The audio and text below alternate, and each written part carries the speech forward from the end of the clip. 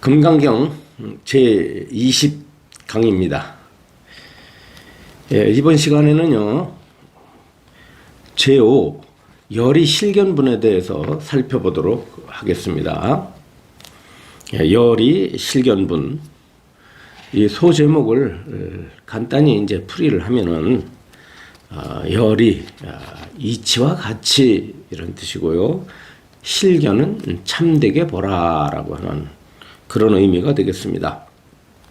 열이 실견분, 그러니까 나타난 현상이나 모습만 보지 말고 그 속에 감추어진 이치, 즉 진리를 보아야 된다라고 하는 그런 뜻이 되겠습니다.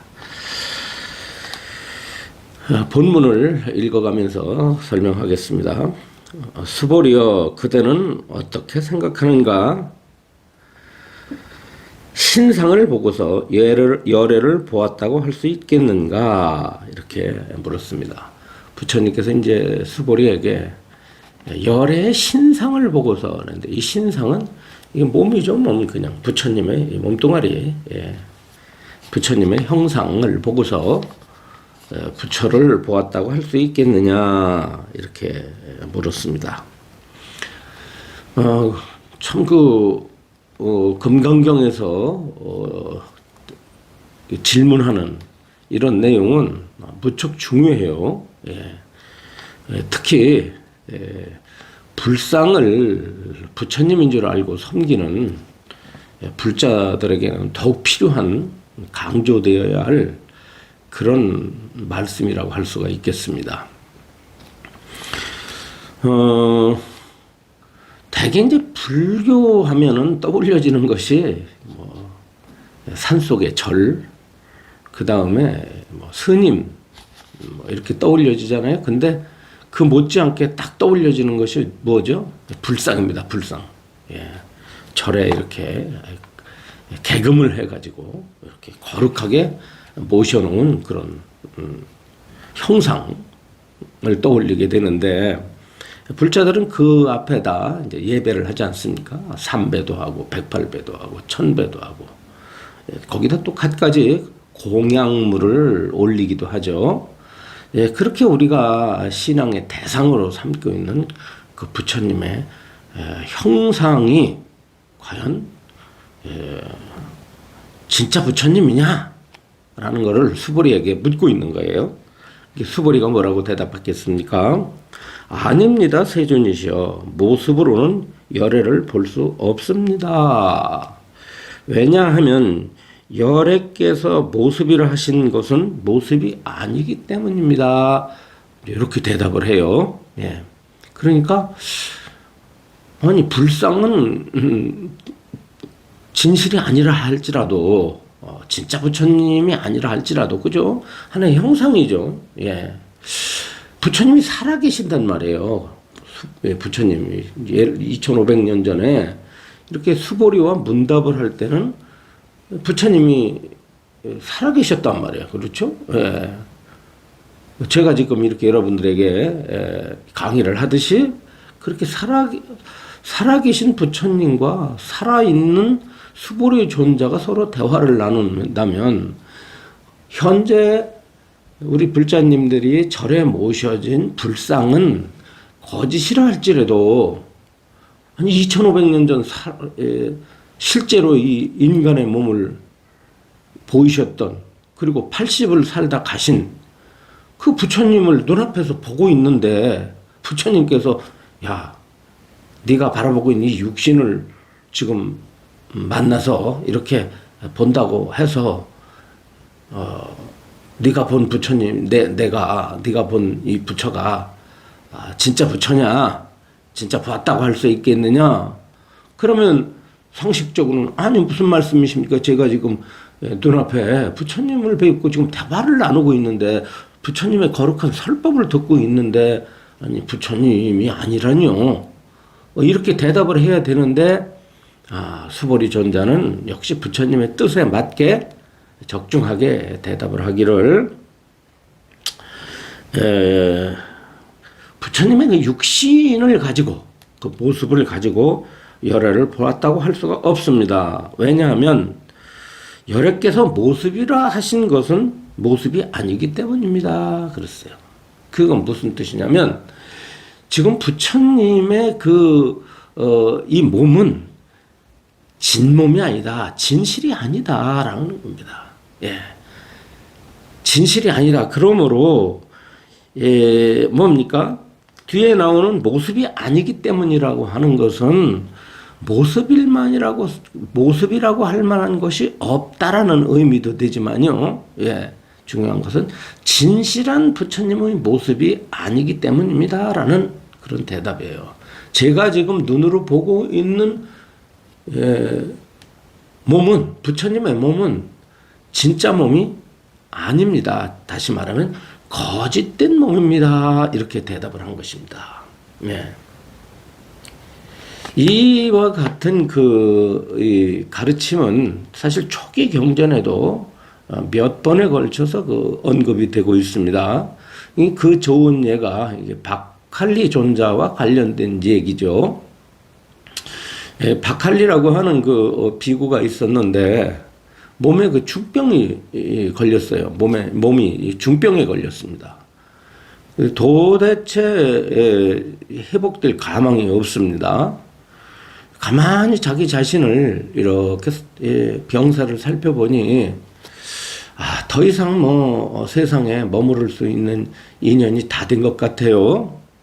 그래서 어디서 이제 병을 좀 이렇게 치료하기 위해서 머물렀었느냐면 옹기 장사집에서 머물렀습니다. 옹기를 구워서 이제 파는 옹기장이 주인 집에서 머무르고 있었는데 그 옹기장이도 불자예요. 부처님에 대한 신심이 깊었죠. 그랬으니까 이제 박할리 비구를 집에다 이렇게 방 한 칸을 내서 먹을 걸 제공하고 병을 간호했겠죠.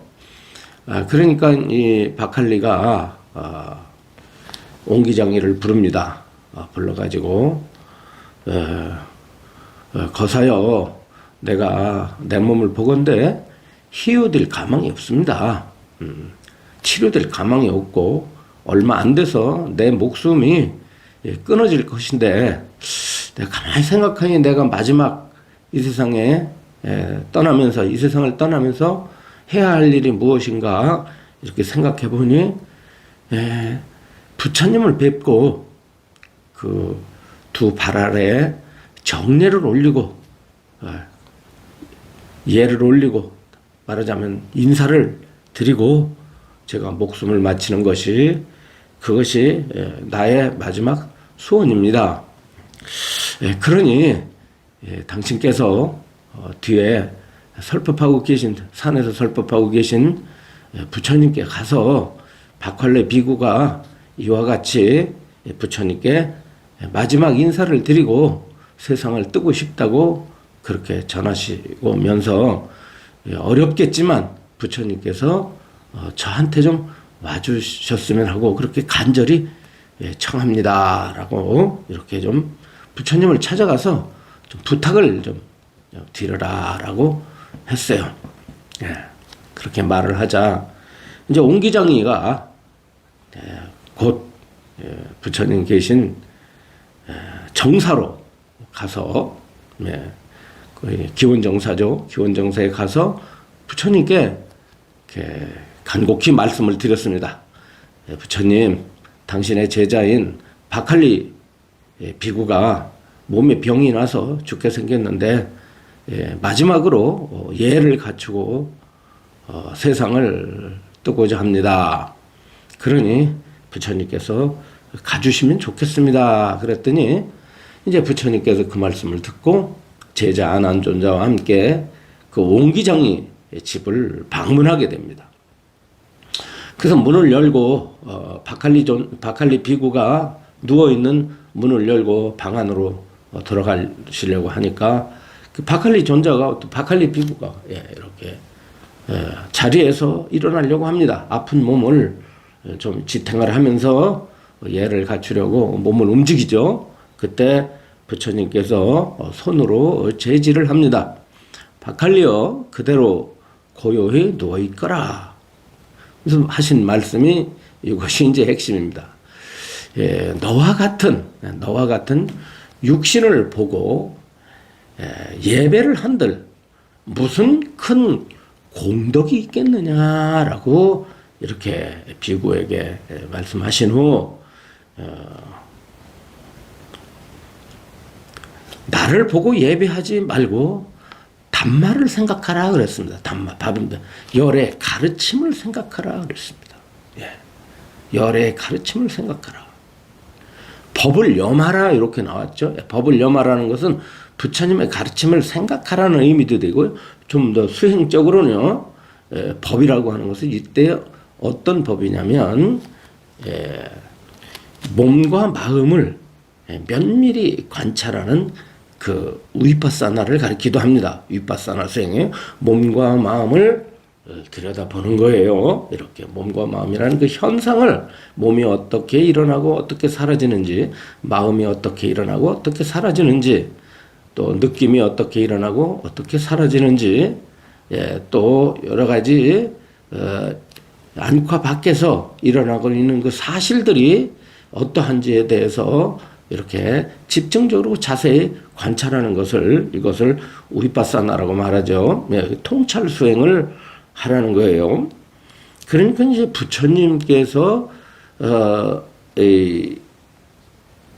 말씀하시고자 하는 것은 나도 언젠가는 너처럼 몸을 버리게 돼. 또 나도 병에 걸릴 수 있어.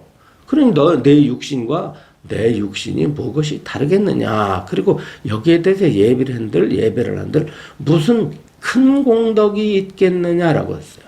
여기서 큰 공덕이 있겠느냐는 것은 공덕이 있죠. 그러나 그 공덕은 어떠한 공덕입니까?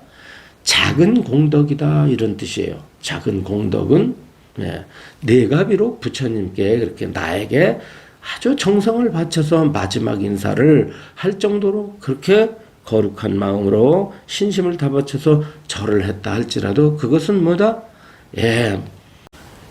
완전한 복이 될 수 없다는 거예요. 완전한 공덕이 될 수가 없다는 겁니다. 완전한 공덕은 뭐죠? 불교에서의 완전한 공덕은 바로 진리를 깨달아서 고통으로부터 벗어나는 것입니다. 진리를 깨닫는 거예요. 진리를 보고 진리를 깨닫는 거예요. 그래서 그로부터 어떻게 되죠? 그 진리를 깨닫게 되면은 생로병사로부터 벗어나게 되지 않습니까? 그런데 부처님께 예배하는 것으로서는 어떠냐? 생로병사까지는 벗어나질 못해요. 공덕은 있지만은 완전한 공덕이 되지 못한다. 완전한 공덕이 되지 못하고 이것은 생로병사 안에서의 공덕이다 이 말이에요. 생로병사를 해결하는 공덕은 어디에 두어야 되느냐면은 바로 열의 교법대로 실천하는 것.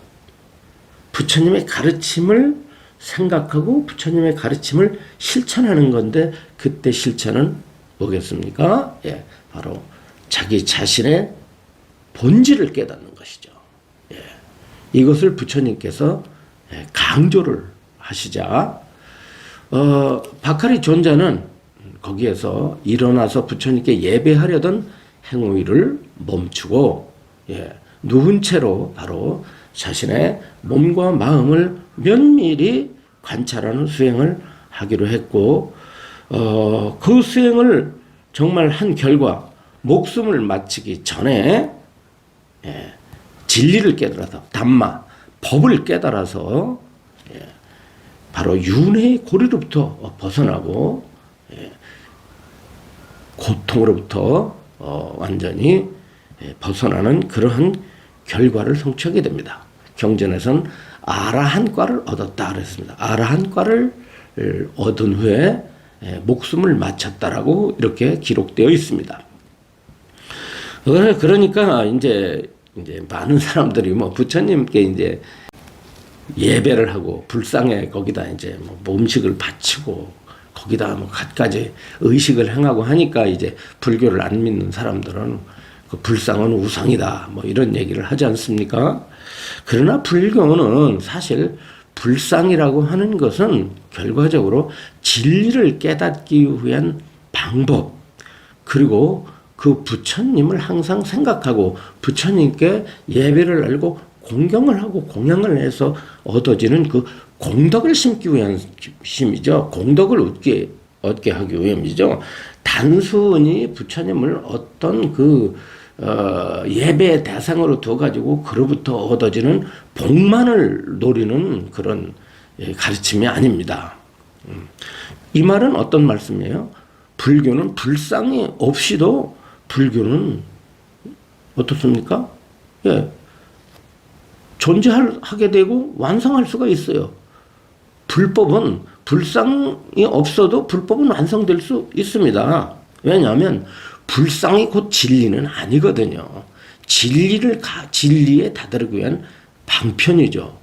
그런데 사실은 불상이라고 하는 것이 이게 이제 좀 얘기가 나왔습니다만 어떤 사람들은 불상은 부처님께서는 불상을 만들으라고 하지 않았다.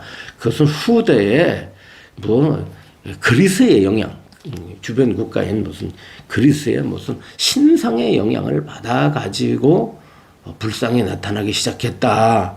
라면서 부처님께서 원하지도 않는 그런 부처의 형상을 만들어 놓고 예배하는 것은 우상이다. 뭐 이런 얘기들을 하는데 그것은 하나만 알고 둘은 알지 못하는 것입니다. 네. 우상이라는 것은 뭐냐면요. 정당한 교리, 어떤 뚜렷한 가르침이 없이 인간을 미혹하게 만드는 형상을 우상이라고 그래요. 네. 인간을 우매하게 만드는 어떤 신앙 대상은 다 이게 우상이에요. 그러나 인간을 지혜롭게 하고 인간을 고통으로부터 진정 벗어나게 하고 그 가르침이 진리라고 한다면은 그것은 우상이 아니고 반드시 의지해야 될 대상이 되는 것입니다. 의지해야 돼.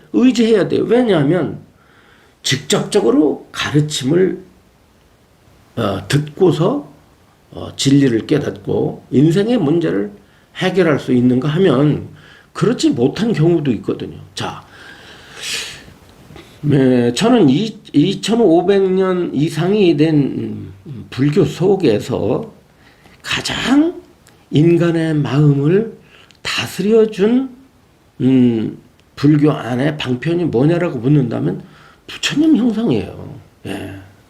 부처님 형상을 통해서 얼마나 많은 사람들이 자신을 되돌아보고 자신을 위로받고 미래에 대한 희망을 갖게 되고 그렇지 않습니까? 네, 자기 마음에 많은 상처를 받았을 때, 마음에 상처가 있을 때 얼마나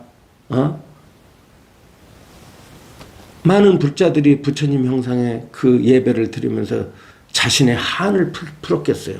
마음에 쌓인 아픔을 부처님의 얼굴을 바라보면서 달래고 쉬고 녹이고 그랬지 않습니까? 그랬겠어요?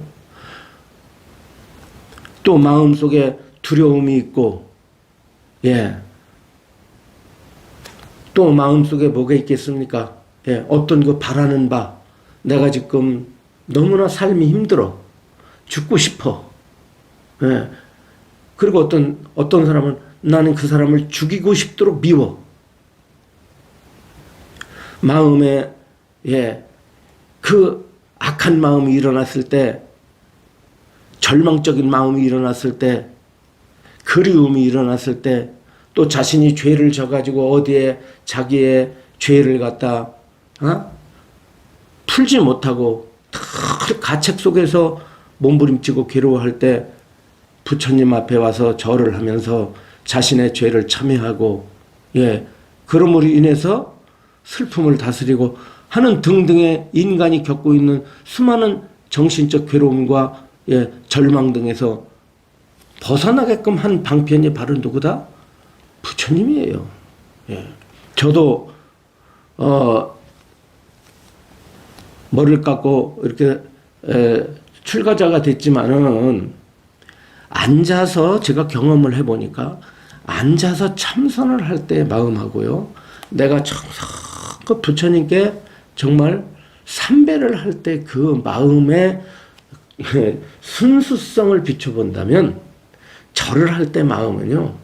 앉아서 좌선할 때 마음보다 훨씬 더 청정해요. 간절해요. 예. 절을 진실로 하게 될 때는요. 아무것도 거기에 달라붙질 않아요. 여러분들 한번 경험해 보세요.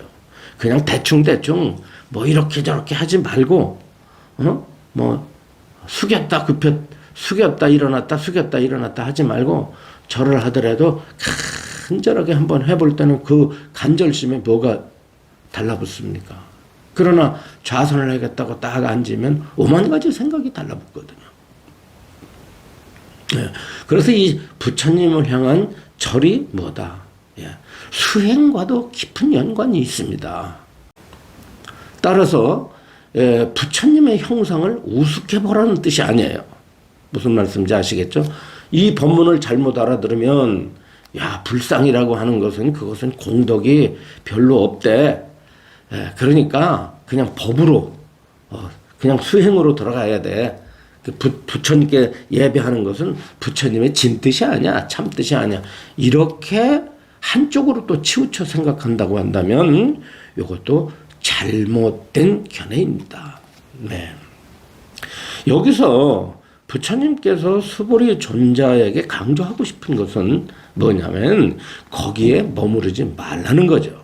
그런 공덕에 머무르지 말고 이 부처님을 향한 예배 공덕의 범주를 벗어나서 더 분명한 더 높은 바로 진불의 진짜 부처님을 봐야 된다라고 하는데 여기서 이 진짜 부처님은 뭘까요? 진짜 부처님은 바로 진리를 바로 보는 것을 가리킵니다. 그러니까 진리를 바로 보는 것을 부처님을 바로 본다고 해요. 아까 수보리 박하리 비구에게 부처님께 말씀하셨듯 그렇습니까?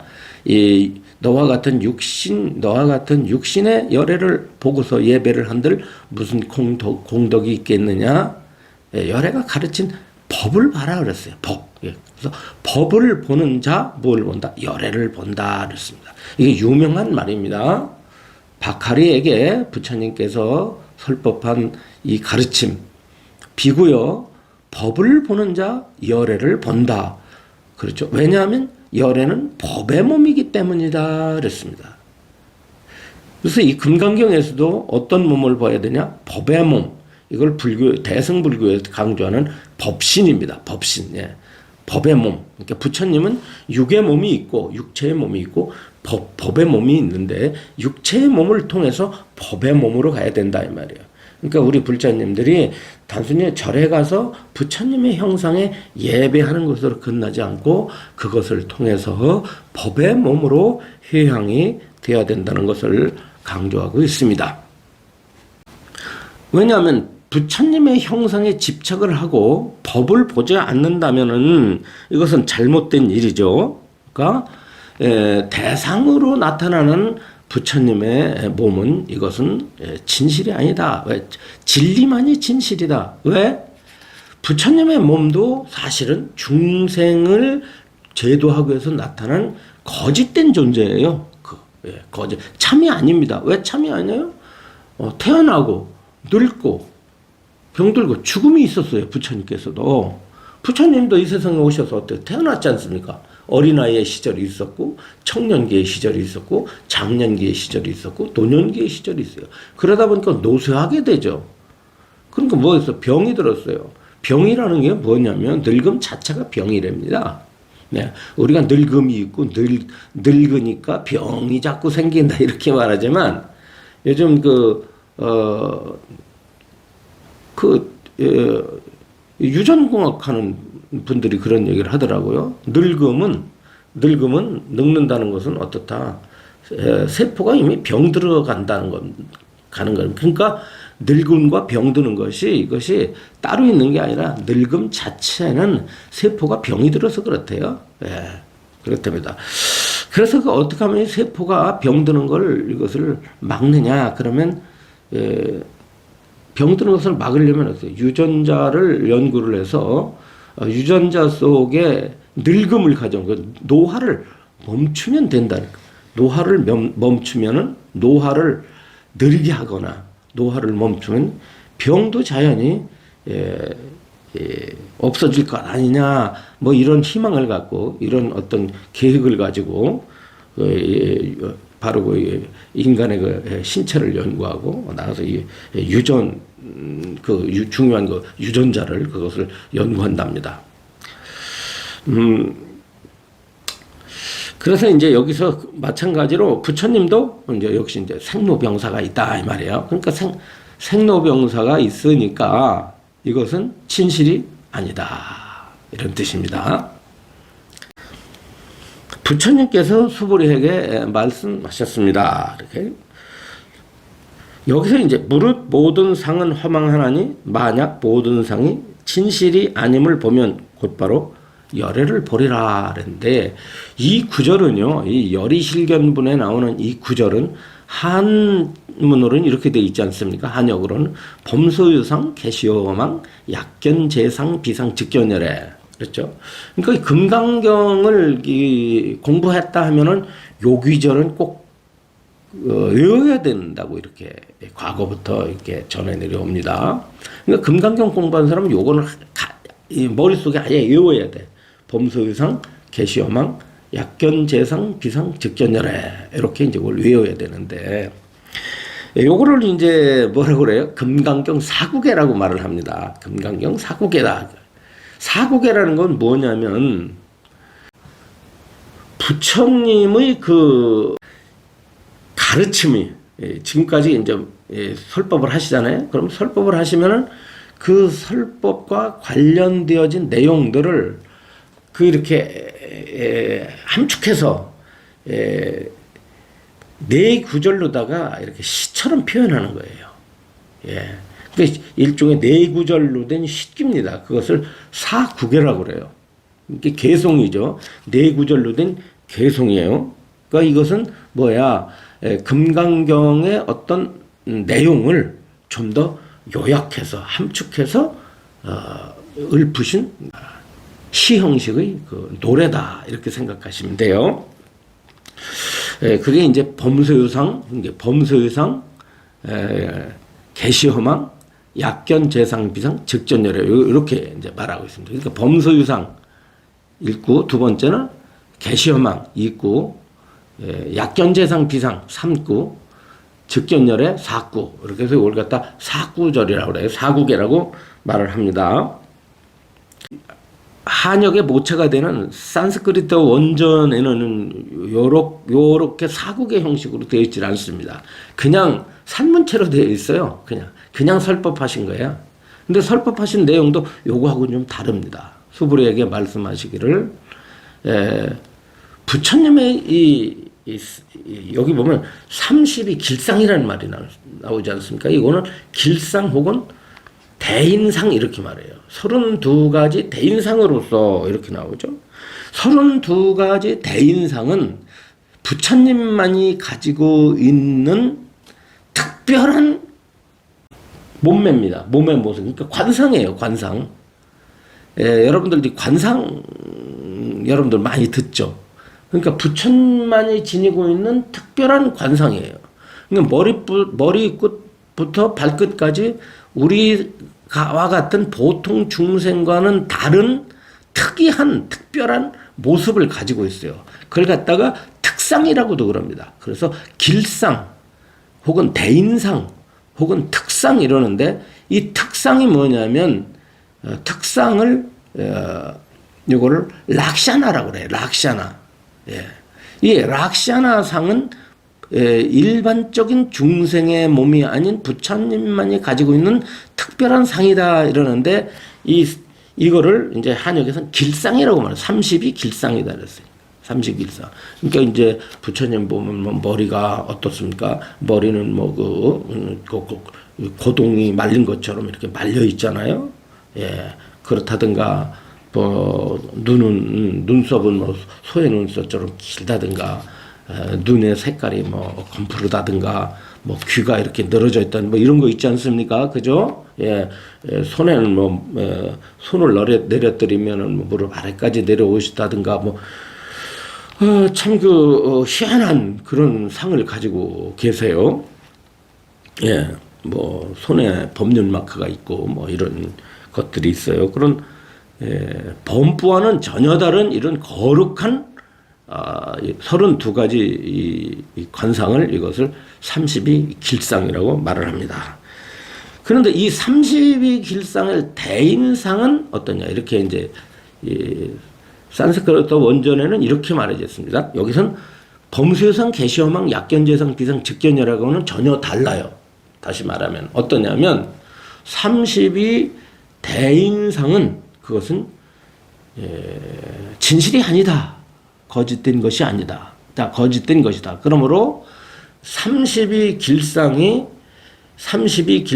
열애가 아니라고 이렇게 보는 것이 이것이 거짓되게 보는 것이 아니다. 이래가지고 이제 한마디로 32길상은 거짓상이요.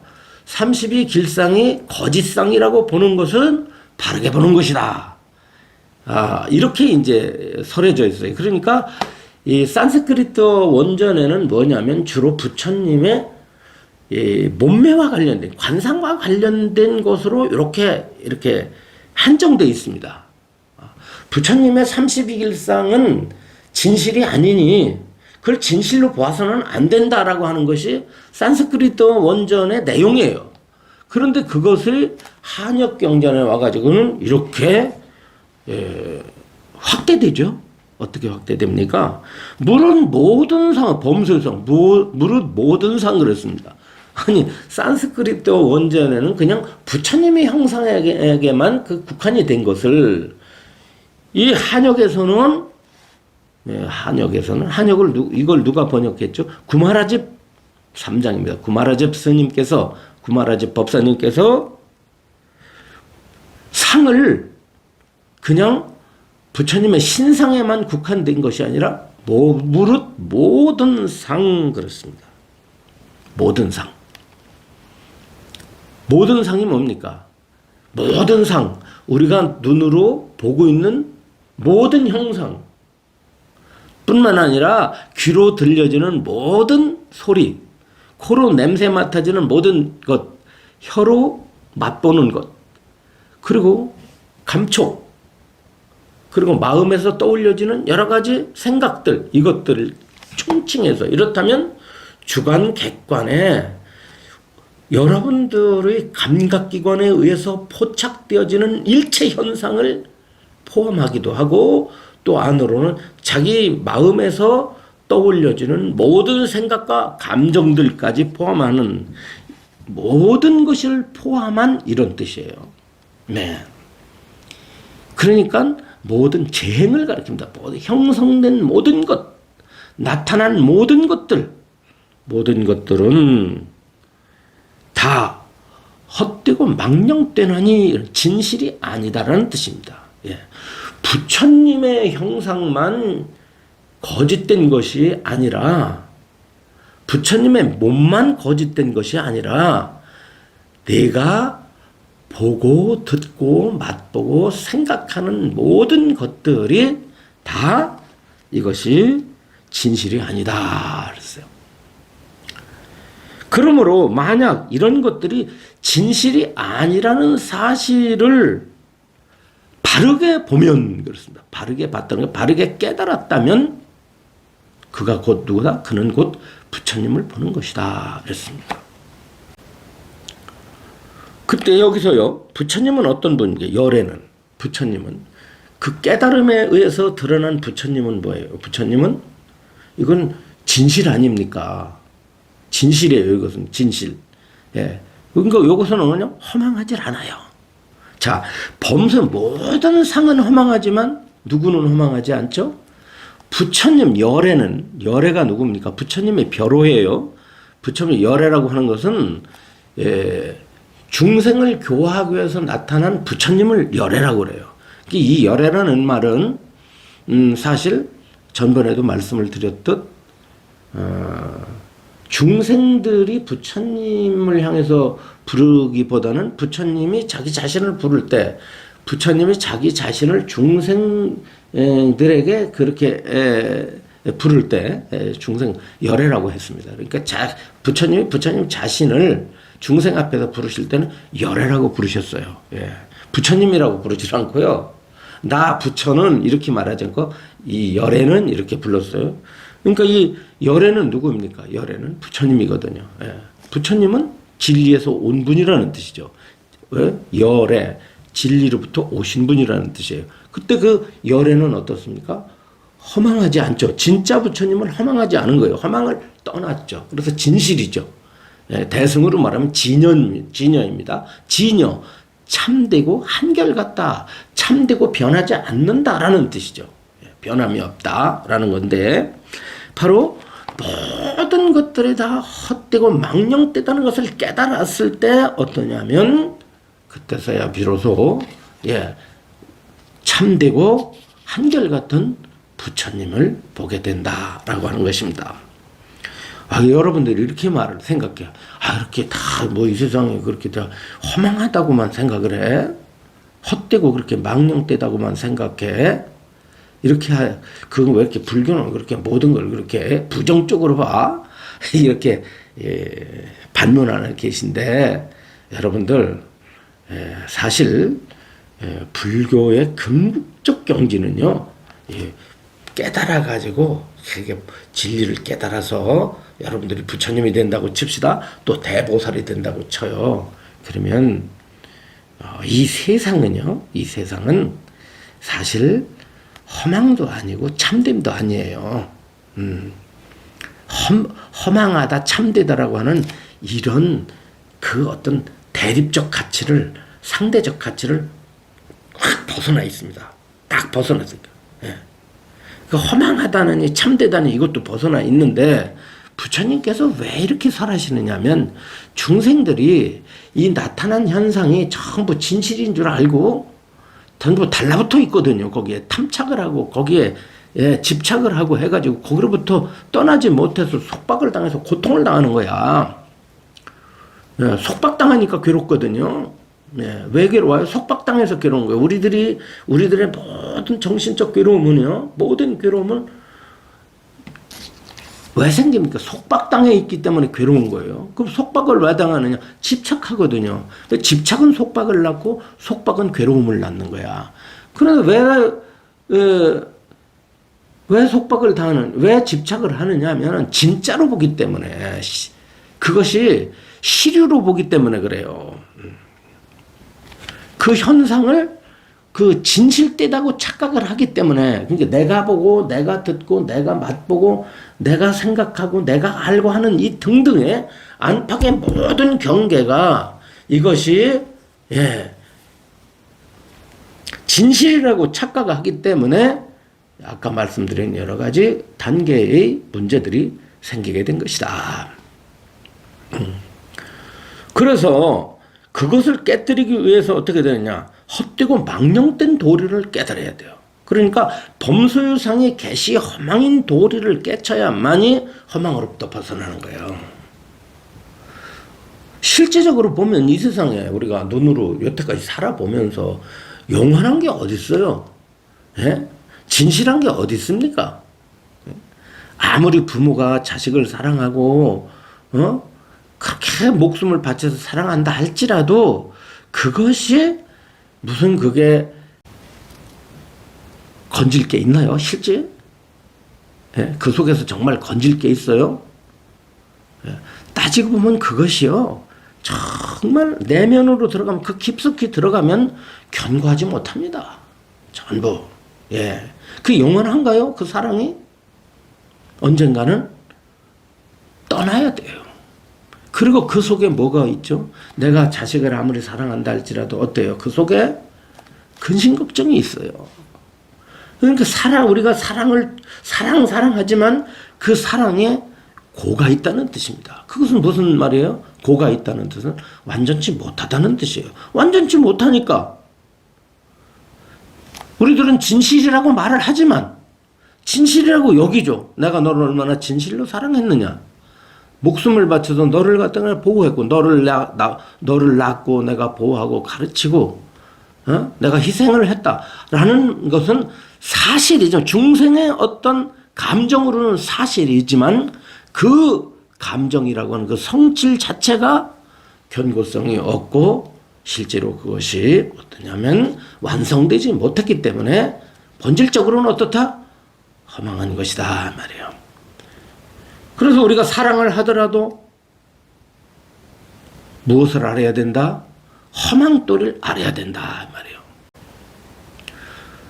인연으로 나타난 일체의 모든 만법이 인연으로 나타난 일체의 모든 법은 이것은 헛되고 망령된 것이요 라고 하는 것을 다 깨닫는 순간에 어떻습니까? 모든 것이 다 놔지는 거예요. 여기로부터 자유가 일어나는 거죠. 그때 여기서 허망한 도리를 깨쳤을 때에 허망치 않은 이치가 세상에 나타난다. 야, 이 가르침은 참 힘들어. 여러분들에게 설명하기 힘들어요. 모든 법이 허망하다는 사실을 깨달았을 때 비로소 모든 법이 허망이 아니라는 소식을 알게 된다라는 거. 다시 한번 말씀드릴게요. 모든 법이 허망하다는 사실을 깨달았을 때 모든 법이 부처로 나타난다라는 뜻이에요. 부처로 나타났을 때는 허망하지 않죠. 그러니까 허망도리를 깨닫고 나면 허망을 벗어나 진실을 알게 돼. 그런데 허망도리를 모르면 허망 속에서 살다가 허망 속에서 죽어야 돼. 그러니까 허망 속에서 살다가 허망 속에서 죽을 거냐, 허망의 도리를 바로 깨달아 가지고 허망으로부터 벗어난 부처님의 세계로 우리가 환원이 돼서 살아갈 것이냐라는 것을 여기서 가르치고 있는 것입니다. 이 범세의성 개시어망 약견재상 비상 즉견열의 이 구절은 비록 산스크리트 원전에서는 그렇게 사라져 있지 않지만 저는 그런 면에서 이 구마라지 법사님의 이 해석은 탁월하다고 저는 무릎을 칩니다. 예. 이것은 그야말로 이 글자에만 집착하지 않는, 예, 금강경의 의미를 좀 더 확대시키고 명료하게, 예, 드러낸 번역이다. 저는 이렇게 칭찬을 합니다. 구마라제 스님의 이 금강경 사국에는, 예, 산스크리트 원전에서는 사국이라고 안 하지만 구마라제 스님은 이 부처님의 형상의 범위를 벗어나서 인간사의 모든 것을 상으로 번역을 하고 그것이 일체가 헛되고 망령되다라고 하는 이치를 보임으로 인해서 바로 금강경에서 살아오고자 하는 큰 뜻을 드러냈다. 이렇게 여러분들에게 대신해서 설명을 드릴 수가 있습니다. 예. 자, 오늘 범세의상 개시어망 약견재상 비상 즉견열에 대해서 공부를 하셨습니다. 여러분들 이 구절은 저하고 공부를 했다고 한다면 반드시 외워야 됩니다. 이 구절은 많은 불교 의식에도 나와요. 49제 제문에도 나오고요. 예, 또 수행의 방편으로도 나오고 또 과거의 선지식들이 금강경을 설명하는 데 있어서도 또 불법을 설명하는 데 있어서도 이 구절을 항상 떠올려서 사람들에게 가르치고 깨달음의 세계로 이끌곤 했습니다. 금강경 다른 구절은 있는다 할지라도 이 범세의상 개시허망 약견재상 비상 즉견열애라고 하는 이 구절은 여러분들 반드시 암송하시기를 바랍니다.